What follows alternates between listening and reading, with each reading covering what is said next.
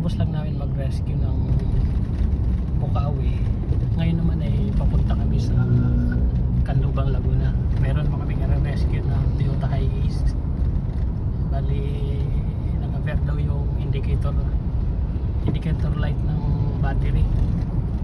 Ito, nasa biyahe na kami C5, on the way na kami papuntang Laguna.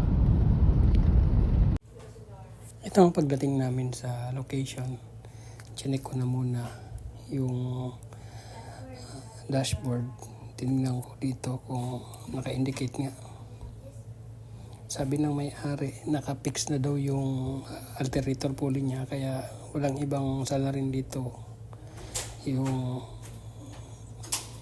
alternator carbon brush. Dito nga tinignan ko siya.